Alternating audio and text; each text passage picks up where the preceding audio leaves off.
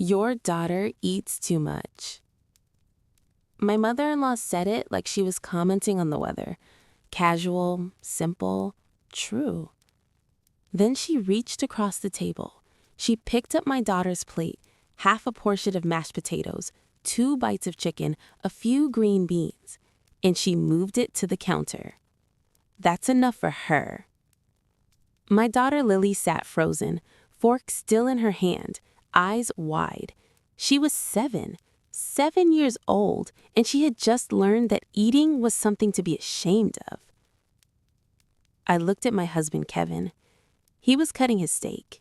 He didn't look up. He didn't say anything.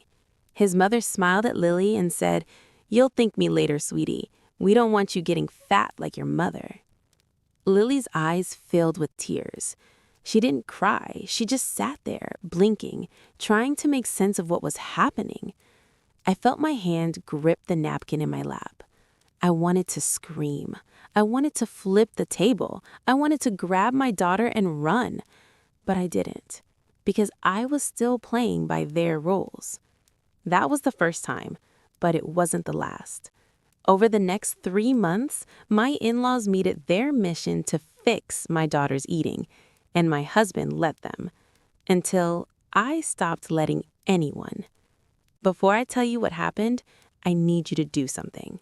Subscribe right now, because this story is about to make you angry, and then it's going to make you stand up and cheer. Comment your country and what time it is. I want to know who's staying up with me. And type protect if you believe a mother should protect her child no matter what. Now, let me take you back to the day I met Kevin's family and the first red flag I ignored. Kevin and I met at a hospital. I was a nurse. He was a pharmaceutical sales rep. He walked into the break room looking for the charge nurse. He found me eating a sad turkey sandwich. "You look like you need better food," he said. I laughed. "I look like I need a nap." He smiled. "I can't help with that, but I know a great Italian place." We went to dinner that weekend, and the weekend after, and every weekend for 6 months. Kevin was charming, attentive. He remembered everything: my favorite flowers, my coffee order, the name of my childhood dog. He made me feel seen. I didn't see the cracks. Not yet. The first time I met his family was at a Sunday dinner. Kevin warned me on the drive over. "My mom can be particular." Particular how? "She has opinions about everything. Just nod and smile." I thought he was exaggerating. He wasn't. The Turner house was massive. White columns, circular driveway, a fountain with an angel spitting water. Money. Old money. I smoothed my dress and felt suddenly underdressed. Kevin's mother met us at the door. Patricia Turner, 62 years old, thin. Not healthy thin, controlled thin. Her collarbone jutted out like a shelf. Her cheekbones could cut glass. She looked me up and down. Not subtle, not quick. A full scan. Head to toe, then back up. "So, this is Rachel." Kevin kissed her cheek. "Mom, be nice." Patricia smiled, but it didn't reach her eyes. "I'm always nice." Kevin's father, Richard, was in the living room. Big man, loud voice, firm handshake. "Welcome to the family," he said. But his eyes said something else. His eyes said, "Let's see how long you last." Kevin's sister, Megan, sat on the couch, 34 years old, thin like her mother, same sharp cheekbones, same scanning eyes. She didn't get up. "Nice to meet you," she said. Her voice was flat. I smiled. Likewise. She looked at her phone. Dinner was in the formal dining room. White tablecloth, real silver, more forks than I knew what to do with. The food was minimal. Grilled chicken breast, steamed asparagus, no sauce, no butter, no joy. I watched Patricia serve herself. 3 asparagus spears, 1 thin slice of chicken. Megan took the same. Richard ate normally, so did Kevin. But the women, they counted every bite. I served myself a regular portion. Patricia watched. Megan watched. I pretended not to notice. After dinner, I helped clear plates. Patricia followed me into the kitchen. "You have a healthy appetite," she said. I set the plates in the sink. "I work 12-hour shifts. I need fuel." Patricia nodded slowly. "Of course, but you might want to be careful. Kevin's ex was quite thin." I felt my spine stiffen. "I'm not his ex." Patricia smiled, cold, polished. "No, you're not. Yet." She walked away, and I stood there wondering what I had gotten myself into. I should have listened to that warning. I didn't. I married Kevin 18 months later.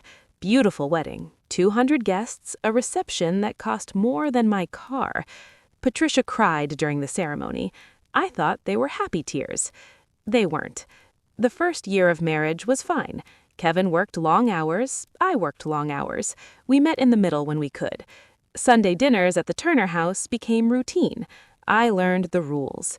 Rule 1, Patricia's word was law. Rule 2, never eat more than Patricia. Rule 3, Kevin would never take my side. I broke Rule 2 once. Only once. We were having pot roast. I was starving. I took a second helping. Patricia didn't say anything, but she looked at Kevin. Kevin looked at me. "Babe, maybe slow down?" I stared at him. "I'm hungry." "I know, but—" He gestured vaguely. "But what?" He didn't answer. He just looked at his plate. I put my fork down. I didn't eat another bite.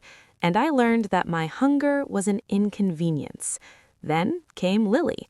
I got pregnant 2 years into the marriage. Patricia was not pleased. "Already?" she said when we announced. Kevin's face fell. "Mom, we're excited." Patricia sipped her wine. "I just hope you're ready." I put my hand on my stomach. "We're ready." Patricia looked at my hand, then at my face. "Weight gain during pregnancy is permanent for some women. Be careful." Kevin laughed nervously. "Mom." "What? It's true. I only gained 15 pounds with each of you. Ask your father." Richard nodded. "She did. She was disciplined." I felt sick. Not morning sickness. Something else. The realization that my body would never belong to just me. Not in this family. Lily was born on a Tuesday in March. 7 pounds, 4 ounces. Perfect. She had Kevin's eyes and my nose. A full head of dark hair, the loudest cry I'd ever heard. I loved her instantly, completely, without condition. Kevin cried when he held her. "She's perfect," he said. And she was. Patricia visited the hospital the next day. She brought flowers. She brought a pink teddy bear. She looked at Lily sleeping in my arms. "She's big," Patricia said. I blinked. "She's normal." Patricia shrugged. "For now." Kevin's jaw tightened. "Mom." "What? I'm just saying, big babies become big children. You have to watch them early." I held Lily tighter. "She's 1 day old." Patricia smiled that cold smile. "It's never too early to start good habits." I want to pause here, because I know what you're thinking. Why didn't you say anything? Why didn't you leave? Why did you let this woman into your life? The answer is simple and complicated at the same time. I loved Kevin. I wanted peace.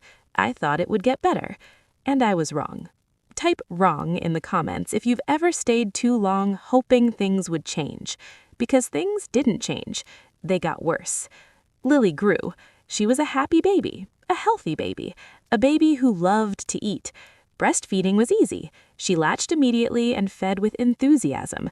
"She's a good eater," my mother said. She meant it as a compliment. Patricia visited when Lily was 3 months. She watched me breastfeed. "How often does she eat?" "Every 2 to 3 hours." Patricia frowned. "That seems excessive." I stared at her. "She's a baby." "I know, but you should be stretching her, training her to eat less frequently. She's 3 months old." Patricia waved her hand. "Habits start early, Rachel. I'm trying to help." I said nothing. I just held my daughter and counted the minutes until Patricia left. When Lily started solid foods, the comments intensified. "Does she need that much puree? Maybe skip the fruit. Too much sugar. She seems to like eating a lot. That's concerning." Every visit, every meal, every moment, Patricia had an opinion about what went into my daughter's mouth. and Kevin said nothing. By the time Lily was 3, she was a normal, healthy toddler. Not thin, not fat, just normal. But to Patricia, normal wasn't good enough. "She has chubby cheeks," Patricia said one Sunday. Lily was playing with blocks on the floor. I felt my jaw tighten. "She's 3. Megan wasn't that round at 3. Every child is different." Patricia sipped her tea. "If you say so." I looked at Kevin. He was reading the sports section. He didn't look up. That was the pattern. Patricia criticized, I defended, Kevin stayed silent, and Lily absorbed everything. Kids hear more than we think. Kids understand more than we know. And my daughter was learning that her body was a problem. I just didn't realize how much until that dinner. Lily was 7 years old when it happened. Second grade, missing 2 front teeth, obsessed with unicorns and the color purple. A happy kid, a normal kid, a kid who was about to learn that happiness was conditional in this family. It was a Saturday in November, Kevin's birthday. Patricia insisted on hosting. "Family dinner," she said. "Just us." I didn't want to go. Something felt off. But Kevin pushed. "It's my birthday, Rachel. One dinner." "Fine. One dinner." We arrived at 6. Lily wore her favorite purple dress. She was excited to see her grandparents. She still loved them then. She still believed they loved her. Patricia opened the door. She looked at Lily. "Oh my, you've grown." She didn't say it like a compliment. Lily's smile flickered. "Hi, Grandma." Patricia stepped aside. "Come in. Dinner's almost ready." The dining room was set for 6. Patricia, Richard, Kevin, me, Lily, and Megan, who had arrived early. The table was covered with food. Pot roast, mashed potatoes, green beans, rolls. More food than usual. I should have known something was wrong. We sat down.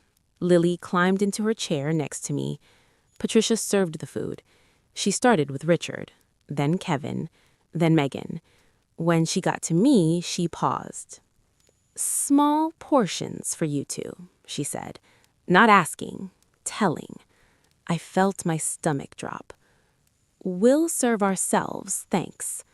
Patricia's eyes narrowed, but she handed me the serving spoon.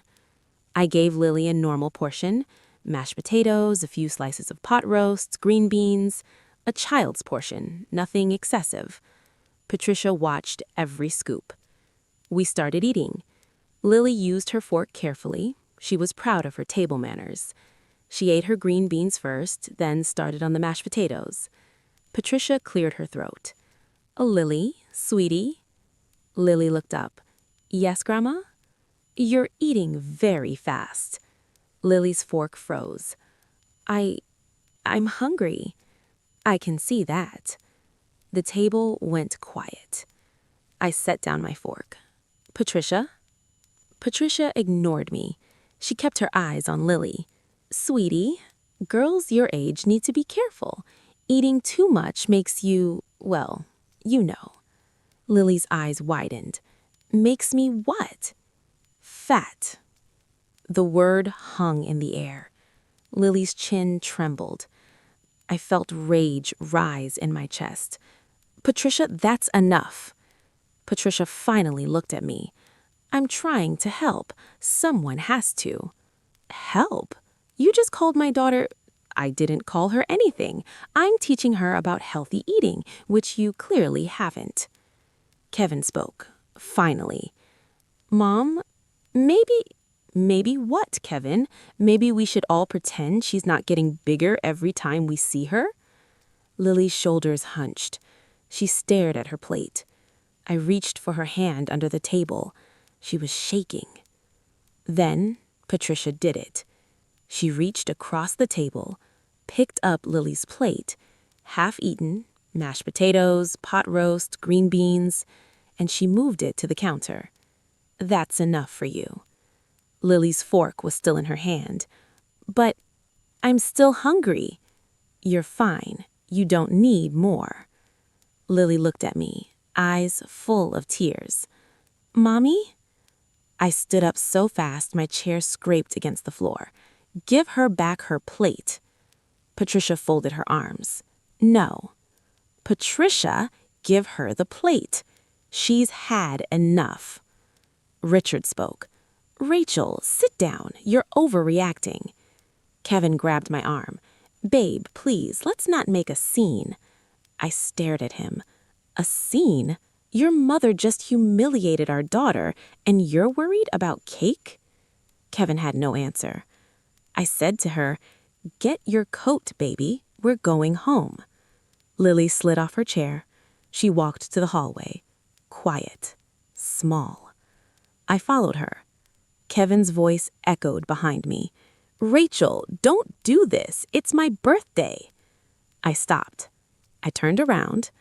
"Your mother just humiliated our daughter, and you're worried about cake?" Kevin had no answer. I took Lily's hand and walked out the door. The drive home was silent. Lily sat in the back seat, staring out the window. I watched her in the rearview mirror. "Lily, baby?" "Yeah, Mommy?" "What Grandma said, it wasn't true. There's nothing wrong with you." Lily didn't answer. "Lily? Am I fat?" My heart shattered. "No, baby, you're perfect." "Then why did she take my food?" I didn't have an answer. I pulled over on the side of the road. I unbuckled my seatbelt. I climbed into the back seat and held my daughter while she cried. And I made a promise to myself. Never again. Never again would anyone make my daughter feel like her body was wrong. Never again would I stay silent. Never again. I need to pause here, because this is where the story shifts. This is where I stopped being patient. This is where I stopped hoping things would change. Type "never again" if you've ever reached that point, that moment where something breaks and can never be fixed. Because that's what happened that night. Something broke, and I was glad. Kevin came home 3 hours later. I was sitting on the couch. Lily was asleep upstairs. I'd given her a bath, I'd read her 3 stories, I'd held her until her breathing slowed, and then I'd come downstairs to wait. Kevin walked in. He looked tired, angry, defensive. "We need to talk," he said. "Yes, we do." He sat across from me, not next to me. "You humiliated my mother." I laughed, cold, short. "I humiliated her? You made a scene on my birthday. Your mother took food from our 7-year-old and called her fat." Kevin rubbed his face. "She didn't call her fat. She implied it in front of everyone. She's trying to help. She's worried about Lily's health. Lily is healthy. Her pediatrician says she's perfect." Kevin shrugged. "Doctors don't always know." I stared at him. "What did you just say?" "I'm saying my mom has experience. She raised 3 healthy, thin kids. Maybe she knows something." I felt sick. "Your mom raised kids with eating disorders." Kevin's face hardened. "That's not true. Megan drinks her meals. She's had 2 stints in treatment." "That's different." "It's exactly the same. It starts with comments like 'you eat too much.' It starts with taking food away. It starts with shame." Kevin stood up. "I'm not doing this." "You have to do this. Our daughter is crying herself to sleep because your mother told her she was too fat to eat dinner." Kevin's voice rose. "She didn't say. She took her plate, Kevin." The words echoed. Kevin stopped. For a moment, I thought I saw something. Doubt? Guilt? Something human. Then it was gone. "You're overreacting," he said. "Like always." He walked upstairs, and I sat there alone, realizing I had 2 problems now: Patricia and Kevin. The next morning, Lily didn't want breakfast. "I'm not hungry," she said. She was always hungry in the morning. I crouched down to her level. Baby, are you okay? She nodded, but her eyes were wrong. Are you sure you don't want pancakes? Grandma says pancakes are bad. My blood ran cold. Pancakes are not bad. Food is what gives us energy to play and learn and grow. Lily looked at me. But Grandma said. Grandma was wrong. Lily's eyes widened. Nobody ever said Grandma was wrong. She was wrong, Lily. What she said about you eating too much, wrong. What she did by taking your plate, wrong. You are allowed to eat. You are allowed to be hungry. Being hungry is normal. Lily's lip trembled. But Daddy didn't say anything. I pulled her into a hug. I know, baby. I know. Over the next week, I watched Lily like a hawk.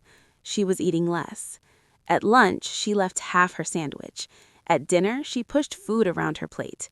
I'm full, she kept saying, but her stomach would growl 20 minutes later.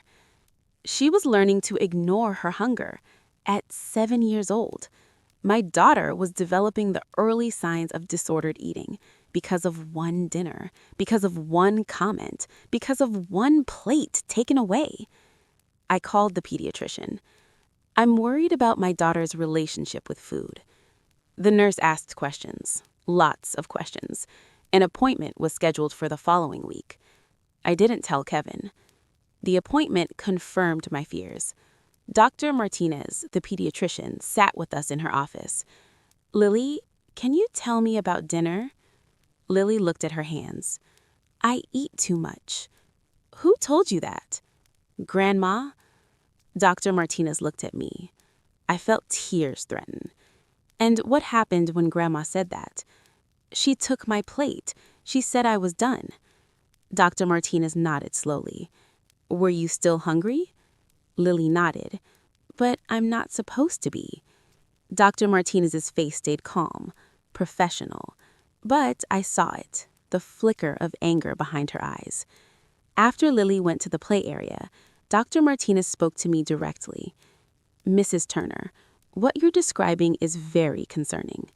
I know.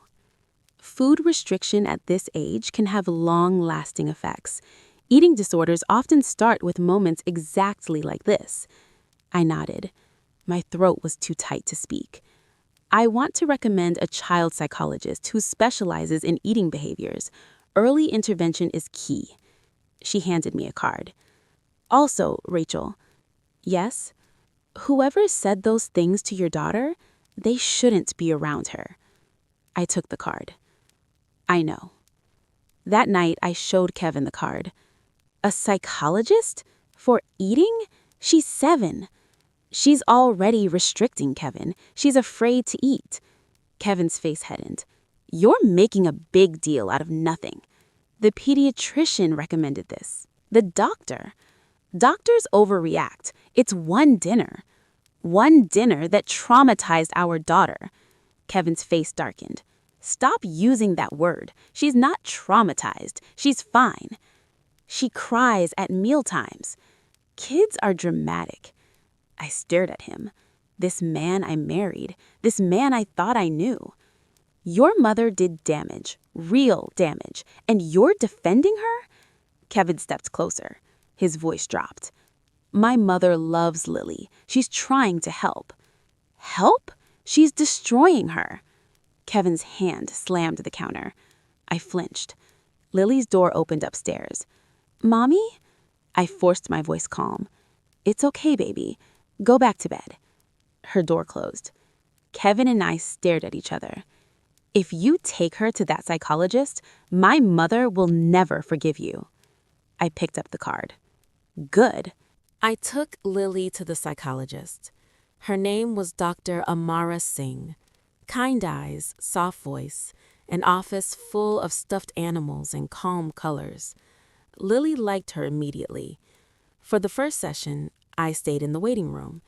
When they came out, Dr. Singh asked to speak with me alone. Lily played with blocks while we talked. Your daughter is exhibiting early signs of food anxiety, Dr. Singh said. What does that mean? She associates eating with shame. She's afraid that eating too much will make people reject her. I closed my eyes. She mentioned a dinner where her plate was taken. She mentioned a grandmother who called her too big. She mentioned a father who didn't defend her. I nodded, barely. Rachel, this is very treatable at her age, but only if her environment supports recovery. What does that mean? It means whoever created this anxiety cannot be part of her daily life, not until significant changes are made. I looked at Lily through the window. She was stacking blocks carefully, counting them. What about her father? Dr. Singh's face was neutral, but her words were direct. If her father continues to minimize her experience, he's part of the problem. That night, I told Kevin we needed to talk. He was watching TV. What now? I took Lily to a psychologist. His head snapped toward me. You did what? She has food anxiety. The doctor confirmed it. I told you not to go. And I went anyway because our daughter needed help. Kevin stood up. His face was red. You went behind my back. You were ignoring the problem. There is no problem. My mother said one thing and you've blown it up into some kind of mental illness. It's not mental illness. It's anxiety, treatable anxiety caused by your mother. Kevin pointed at me. Don't blame my mother for your over-parenting. Over? I stopped, breathed. Kevin, Lily cries before meals. She hides food because she's ashamed to eat. She asked me yesterday if she was too fat to love. Kevin blinked. She asked, what? Too fat to love. Those were her words. For a moment, Kevin said nothing. Then, kids say things. Kevin, listen to yourself. But he couldn't. He wouldn't. His phone buzzed. He looked at it. Mom wants to know when we're coming for Thanksgiving. I laughed. It wasn't funny. We're not going. Rachel, we're not going. Lily is not going near your mother until something changes. Kevin's jaw clenched. You can't keep my daughter from my family. Watch me. The next 3 weeks were a battlefield. Kevin told Patricia everything. Patricia called me directly. Rachel, I hear you've been telling lies about me. I haven't told any lies. You said I gave Lily an eating disorder. I said you contributed to her food anxiety, which you did. Patricia's voice sharpened. I was trying to help. Unlike some mothers, I care about my grandchild's health. You took food from a 7-year-old. She'd had enough. She was still hungry. Patricia laughed. Children don't know when they're full. That's why adults have to step in. I gripped the phone. Don't contact Lily. Don't come to our house. Don't send gifts until you acknowledge what you did. You're not welcome. Patricia's voice went cold. You'll regret this. Kevin is on my side. He always has been. Then Kevin can sleep at your house. I hung up. Kevin came home that night with a suitcase. I'm staying at my mom's until you calm down. I watched him pack. Is that what you want? I want you to stop acting crazy. I'm protecting our daughter. From what? A dinner comment? From people who make her feel worthless. Kevin zipped his bag. You're turning her against my family. Your family turned themselves. He walked to the door. When you're ready to apologize, call me. He left, and I felt something I didn't expect. Relief. Lily watched him go from the stairs. Is Daddy mad? I climbed up and sat beside her.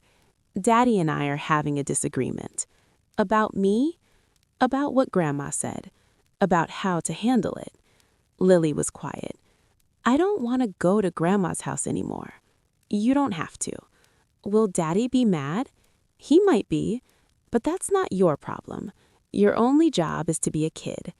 Lily leaned against me. Mommy? Yeah, baby? I'm hungry. I smiled. Let's make pancakes. We made pancakes at 8 p.m. Chocolate chip. Lily ate 3. She didn't apologize. She didn't feel guilty. She just ate. And I thought, this is recovery, one pancake at a time. Kevin stayed at Patricia's for 2 weeks. During that time, things happened. Patricia called the school. She tried to get herself added to the pickup list. The school called me. I said no. Patricia showed up at Lily's dance class. The instructor called me. I picked her up early. Patricia sent Lily a letter. I'm sorry your mommy is keeping us apart. I love you so much, Grandma. I didn't give it to Lily.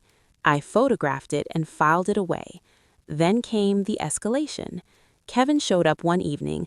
I'm taking Lily for the weekend. No, you're not. She's my daughter, and she's in treatment for anxiety caused by your mother. Taking her to your mother's house would be harmful. Kevin stepped closer. You can't keep her from me. I'm not keeping her from you. I'm keeping her from Patricia. It's the same thing. It's not the same thing. You can see her here. You can take her to the park, but you can't take her to your mother. Kevin's face twisted. My lawyer will hear about this. Get a lawyer, Kevin. See what they say when I show them the psychologist's report. He stopped. What report? The one that documents how your mother's comments created food anxiety in our daughter. The one that recommends no contact with the person who caused the harm. Kevin went pale. You're documenting this? I'm protecting my daughter with evidence. He stared at me. Who are you? A mother. Finally. Kevin filed for partial custody. I knew he would. Patricia was behind it. Patricia was behind everything. I got a lawyer, Margaret Chen, recommended by Dr. Singh. I specialize in family cases involving child welfare, Margaret said. Your situation is unfortunately common. How common? Grandparents overstepping, parents siding with their own parents over their children, the child suffering in the middle. I handed her everything. The psychologist's report, the pediatrician's notes, the school incident reports, the letters from Patricia. Margaret read them slowly. This is solid documentation. Will it be enough? In my experience, yes, but custody battles are unpredictable. The hearing was scheduled for January, 3 months away. During those 3 months, I did everything by the book. Lily continued therapy with Dr. Singh. She was improving, eating normally, smiling again, but she still asked about Grandma. Does Grandma hate me? No, baby. Grandma just doesn't understand how her words affect people. Is that why Daddy's mad? Daddy's confused. He loves you. He just doesn't know how to show it right now. Lily nodded. I miss him. I know. He misses you too. Kevin had supervised visits. My choice, my lawyer's advice. He fought it. Patricia fought it harder. But the psychologist's recommendation was clear. Lily should not be in unsupervised contact with Kevin until he demonstrated understanding of the harm caused. So we met at a family center. Kevin and Lily colored together, played board games, talked about school. Normal stuff, but there was distance, a wall that hadn't been there before. One day, Lily asked him directly, Daddy, why didn't you help me at Grandma's? Kevin froze. What do you mean? When Grandma took my food, you didn't say anything. Kevin's face crumpled. I didn't know what to say, Bug. You could have said, give it back. Kevin stared at her. 7 years old, telling her father exactly what he should have done. You're right, Kevin said finally. I should have said that. I'm sorry. Lily nodded. It's okay. Just don't do it again. That was the first crack. Kevin started to change. He started therapy himself. He stopped staying at Patricia's. He rented an apartment. He started showing up differently. One night he called me. Can we talk? Just us. About what? Everything. I've been thinking. We met at a coffee shop, neutral ground. Kevin looked different, tired, but calmer. I owe you an apology, he said. I waited. I didn't protect Lily. I should have. My mom did something terrible, and I made excuses for her. Why? He rubbed his face. Because that's what I've always done, my whole life.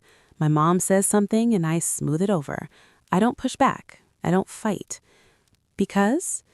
Because fighting means losing her, and I couldn't imagine losing my mother. Even if it meant losing your daughter? Kevin's eyes watered. I didn't see it that way. I do now. I sipped my coffee. Cold. What changed? Lily. What she said. You could have said, give it back. She was so clear, so simple, and I realized I've never been that clear about anything.